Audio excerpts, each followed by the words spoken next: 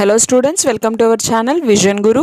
So ఇవాళ మనం 9th class new Hindi text book స్పర్శ నుంచి 8th లెసన్ అనమాట, అంటే కావ్యఖండ్లో 3rd లెసన్ అనమాట, గీత్ అగీత్. సో ఈ పోయం గురించి తెలుసుకుందాము. అయితే ఈ గీత్ అగీత్ని రాసినటువంటి కవి ఎవరు అంటే రామ్ధారి సింహ్ దినకర్. సో ఆయన ఎప్పుడు జన్మించారు, ఎప్పుడు మరణించారు అనేది ఇక్కడ ఇవ్వడం జరిగింది. 1908లో ఆయన జన్మించారు, 1974లో ఆయన మరణించడం జరిగింది. సరే, ఆయన గురించిన ఇన్ఫర్మేషన్ అయితే మనం ముందుగా తెలుసుకుందాము. रामधारी सिंह दिनकर का जन्म बिहार के मुंगेर जिले के सिमरिया गांव में 30 सितंबर 1908 को हुआ. वे सन 1952 में राज्यसभा के सदस्य मनोनीत किए गए. भारत सरकार ने इन्हें पद्म भूषण अलंकरण से भी अलंकृत किया. दिनकर जी को संस्कृत के 4 अध्याय पुस्तक पर साहित्य अकादमी पुरस्कार मिला.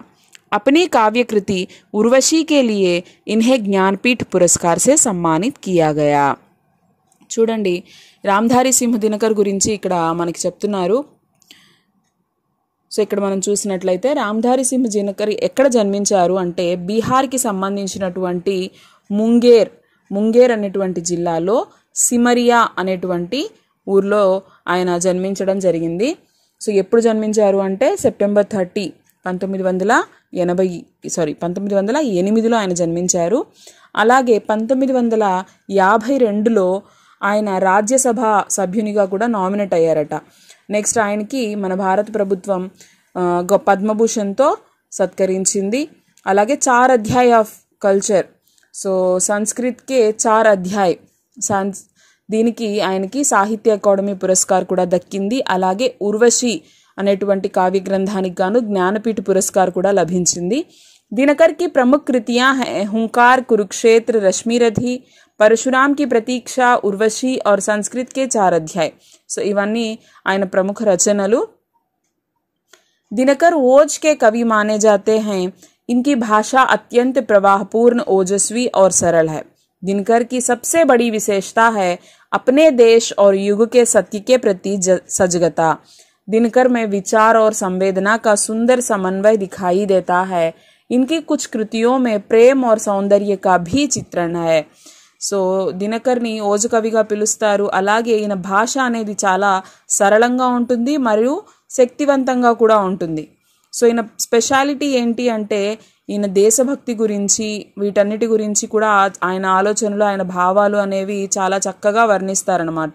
అలాగే కొన్ని రచనల్లో ప్రేమ, అందము ఇలాంటి టాపిక్స్ గురించి కూడా ఈయన రాయడం జరిగింది. प्रस्तुत कविता गीत अगीत में भी प्रकृति के सौंदर्य के अतिरिक्त जीव जंतुओं के ममत्व, मानवीय राग और प्रेम भाव का भी सजीव चित्रण है. कवि को नदी के बहाव में गीत का सृजन होता जान पड़ता है तो शुक-शुकी के कार्यकलापों में भी गीत सुनाई देता है. और आल्हा गाता प्रेमी तो गीत गान में निमग्न दिखाई देता ही है. कवि का मानना है कि गुलाब, शुकी और प्रेमिका प्रत्यक्ष रूप से गीत सृजन या गीत गान भले ही ना कर रहे हो, पर दरअसल वहाँ गीत का सृजन और गान भी हो रहा है. कवि की दुविधा महज इतनी है कि उनका वह अगीत जो गाया नहीं जा रहा महज इसलिए अगीत है, सुंदर है, या प्रेमी द्वारा सस्वर गाया जा रहा है. సో చూడండి, ఇప్పుడు మనం చెప్పుకోబోయేటువంటి ఈ గీత్ అగీత్, గీత్ అంటే మనందరికీ తెలిసిందే పాట. అగీత్ అంటే ఏంటి మరి? जो गाया नहीं जा रहा है लेकिन उनके मन में है वे भाव, वे बोलना चाहते हैं, वे गाना चाहते हैं, वे सुनाना चाहते हैं. సో గీత్ అంటే జనరల్గా పాట, అనుకున్నవి పాడుతూ ఉంటారు మాటల ద్వారా. ఆ మాటల్ని ఒక ట్యూన్ చేసి మంచిగా వినిపిస్తూ ఉంటారు. దీన్ని మనం పాట అంటాం, అందరికీ తెలిసిందే గీత్ అంటే. అగీత్ అంటే ఏంటి? అగీత్ భీ ఎక్ గానా హీ హై. అగీత్ అన్నా కూడా అది కూడా ఒక గేయమే, ఒక పాటే. కానీ అది బయటికి వ్యక్తపరచట్లేదు, వాళ్ళ మనసులోనే ఉంది. వాళ్ళు చెప్పాలి అనుకుంటున్నారు, వినిపించాలి అనుకుంటున్నారు, పాడాలి అనుకుంటున్నారు, కానీ పాడలేకపోతున్నారు. అది కూడా అందంగా ఉంటుంది, ఇది కూడా అందంగా ఉంటుంది అని చెప్పేసి ఇక్కడ కొన్ని ఎగ్జాంపుల్స్ చెప్పారనమాట. ఒక నదిని వర్ణించారు, నదీ ప్రవాహం ఎలా తన విరహవేదనని తెలియజేస్తూ ఉంటుంది.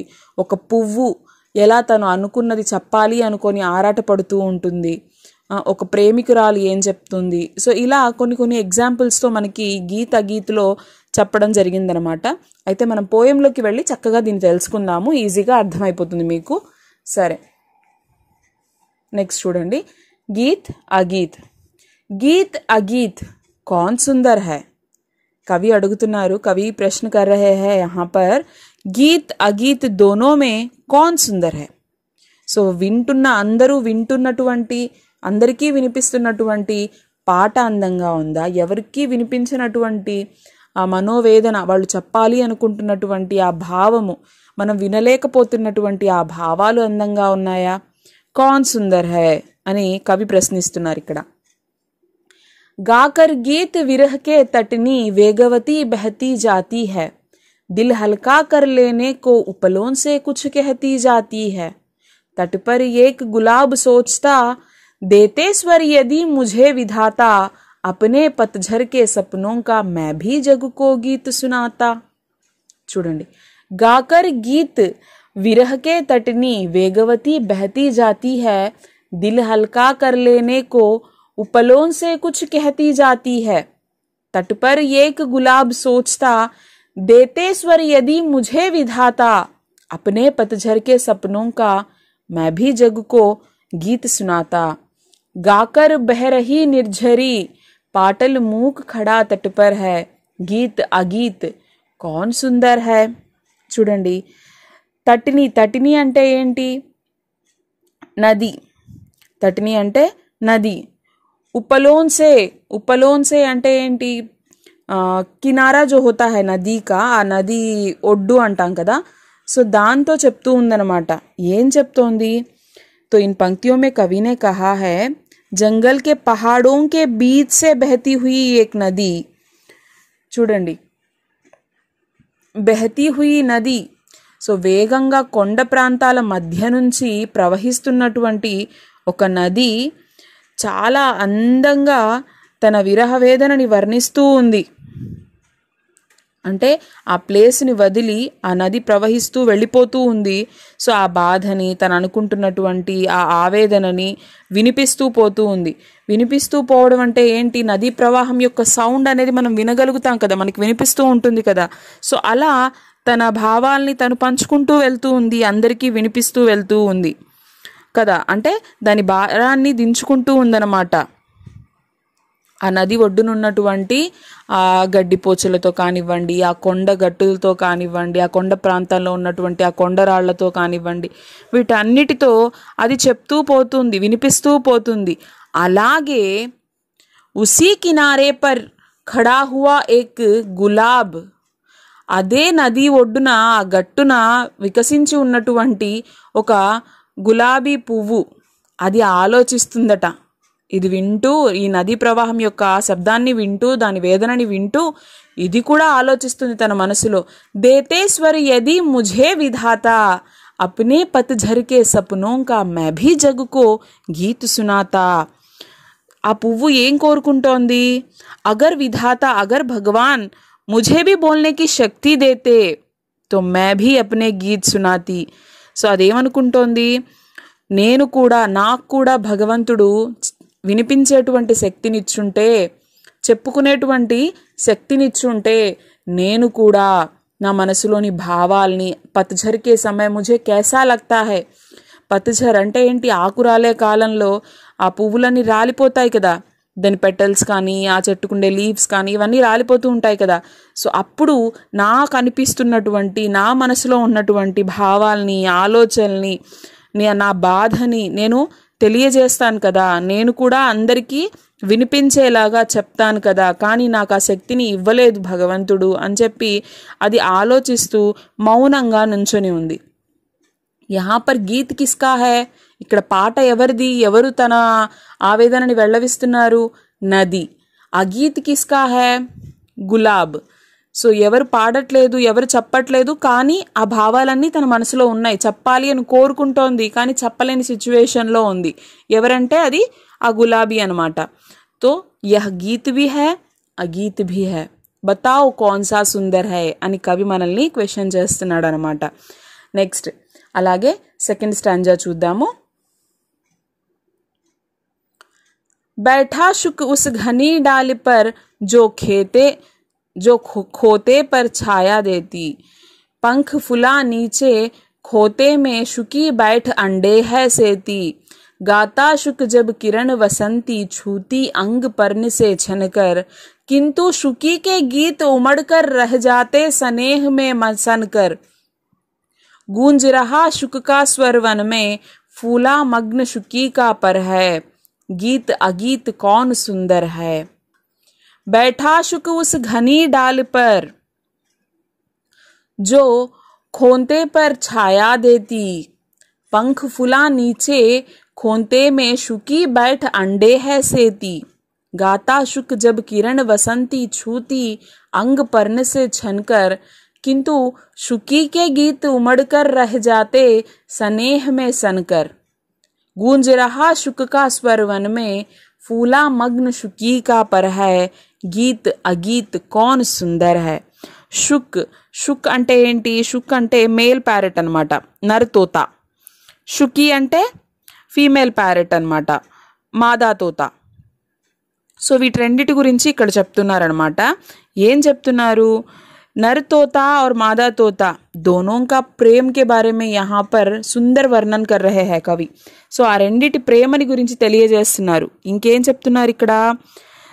ఆ మేల్ పేరెంట్ అనేది ఎక్కడుందట? ఏ ఘనీ డాల్ పర్ బైఠా హువా హై. సో ఒక దట్టమైనటువంటి చెట్టు కొమ్మ మీద అది కూర్చొని ఉంది. అయితే అదేం చేస్తోంది? అక్కడ కూర్చొని పాట పాడుతూ ఉందన్నమాట. తన నెస్ట్ ఏదైతే ఉందో దానికి నీడనిస్తూ దాన్ని కాపలా కాస్తూ అక్కడి నుంచి చూస్తూ ఉంది. అయితే అదే నెస్ట్లో ఆడచిలుక ఏం చేస్తోంది? తన రెక్కల్ని విచ్చుకొని అండేకో హై సేతి అంటే ఆ గుడ్లని పొదగడానికి ఆ గుడ్ల పైన కూర్చొని ఉందట. तो कवि क्या कहते हैं? जब भी सूर्य की वसंत किरणें उनको छूते हैं तो वह गाना गाने लगता है. అది ఆ సూర్యకిరణాలు ఆ పైనున్నటువంటి ఆ మగచిలుకని తాకినప్పుడు అదేం చేస్తుంది? అది ప్రేమగా పాటలు పాడుతూ ఉంది. ఆ పాటలని విన్న ఆడచిలుకకి ఏమనిపిస్తుంది? నేను కూడా నా చిలుక దగ్గరికి వెళ్ళాలి, అక్కడ పాటలు పాడాలి, దాని పక్కన ఉండాలి అనుకుంటుంది. కానీ తన డ్యూటీ ఏంటి?